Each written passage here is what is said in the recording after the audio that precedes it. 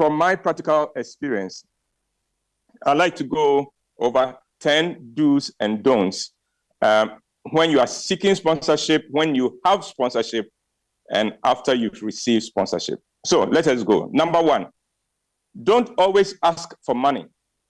Unfortunately, too many event organizers are always looking for money. There are brands and companies that would want to support your event, but may not have money. They may not have the budget to give you cash, but they may have products. They may have services. So for instance, a hotel may not be able to give you money, but a hotel may be able to give you space. A hotel may be able to give you some refreshment or even some rooms. So don't always look for money. Sponsorship also comes in kind. So look for those. Number two, once you sign the contract, the sponsorship contract, make sure you deliver on the contract. Unfortunately, the experience for many companies have been that the guys come looking for the sponsorship. Once they get it and they get the money, they just ignore all the terms of the contract. Now, when you do that, not only do you shut the door to yourself, but you shut the door to the rest of us who may be going knocking on that particular company's door. Number three, learn to massage the ego of the sponsor at your event. Now, in other words, make the sponsor feel good. Remember that the sponsor or his representatives, if it's a company, the gatekeepers, I call them the gatekeepers, those who would sign off on the contract, they are human. And so let them feel good when they are at your event. Don't ignore them. Don't treat them as if they are beggars, because you need them. You'll be going back to them anyway. And then do not say, and it's all part of making sure the sponsor feels good. At your event, do not say or do anything that could reflect badly on your sponsor and on the guests the sponsor may have brought to your event. Because sometimes the sponsor takes the complimentary tickets you give them in exchange for the sponsorship, and they bring some very key personalities along. And you don't want them to be embarrassed. So be careful about that.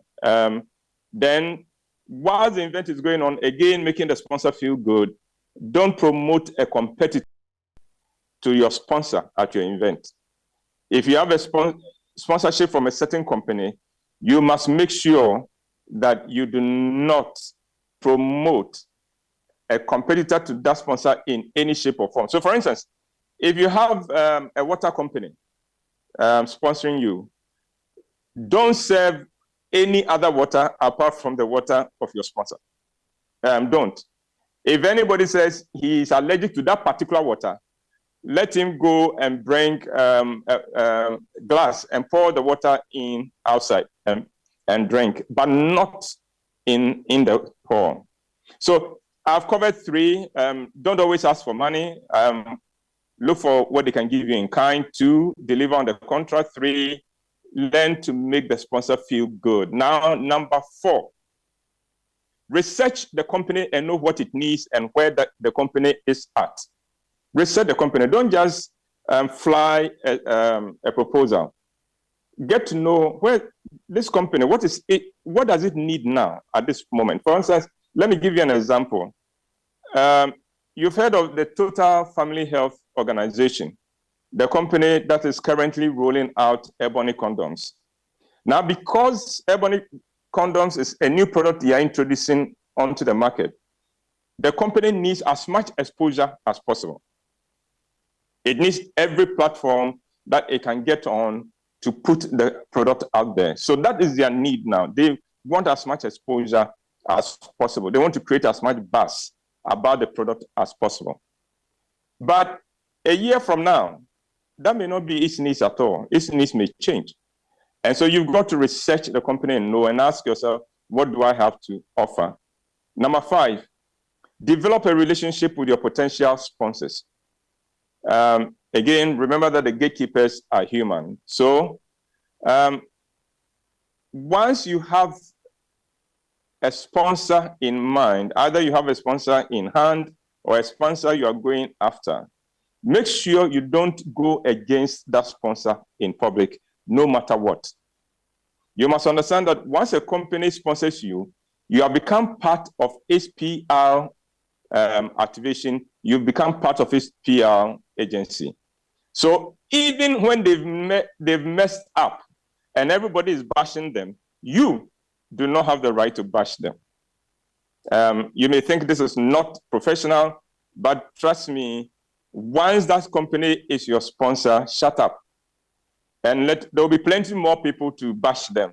But you, for the moment, must remember that you are in bed with them, so be careful. Again, on the developing that relationship and building it, always have a pre-event or pre-production meeting with your sponsor and listen to their inputs. Let them know where you're going to position them, what kind of exposure you are giving them. Get their input so that they feel a part of the production. You just don't take the money and go away. And then on the day of the production, what will happen is that they will come and then they'll tell, no, we don't want this thing here. We don't want that thing there. And then it becomes messy. So have a pre-production meeting and also have a review session as well after the event. So that's on developing a relationship with your sponsors, potential and current. Number 6, learn to think like the gatekeeper whose sponsorship you are seeking. You know, the person sitting there who is taking your sponsorship and who may even be negotiating with you, that person has his own targets and his own mandate. So you've got to begin to think like that person. What is important to this person? What would this person be measured on? The money that we are looking for from this person, how would this person justify it? Have we given this person enough equipment, enough arsenal to be able to go to his or her bosses and get it for us? So you've got to learn to think like the gatekeeper. Remember, no company is a charity company. And so don't go and say, oh, sponsor us because we are doing very well, we are putting up a good show. No, they are interested in knowing what kind of returns and value are we getting. Number 7, be proactive. In other words, sometimes go to a company and suggest events or shows to that company or to that NGO, because there are NGOs that are richer than companies. And so find out what are the objectives. And is there any way we can put up a show that would help them meet any of their objectives? If so, put a proposal together and go to them. Even though they may not be asking for it, tell them, I can give you this, I can do this for you. So learn to be proactive. Number 8, don't write any company off when it turns you down. There are people, event organizers, who, when they are turned down, get so mad. And of course, it's painful when you are turned down, that they tell the people off. Be careful, because what is it they say? Whatever goes around comes around. So, but remember also that a no today may be a yes tomorrow. No is not forever. And so the objectives may change, personnel may change, and so you would find more favor the next time. So when they say no, continue friendship, continue building a relationship with them, because you never know. Number 9, don't burn your bridges with your sponsor even after the event, because you never know when else you'll be knocking at their door. Today, you've got what you want, it's worked well for you. Don't turn your back on this sponsor. You may be going there again. But even if you don't go back to this company, what I found in Ghana is this. The same person who is a gatekeeper in company A today, you would find that same person being a gatekeeper for company B tomorrow. The gatekeepers for sponsorships and for marketing communications are very mobile, very mobile. So be careful when you're dealing with them in one context, because you never know when you go and knock at another door and guess who will be there? The same person. And Finally, for our purposes today, deliver more value than you promised. Let your sponsor be able to say, I got more than the guy promised me. I got more than I signed for. Sponsorships need to work.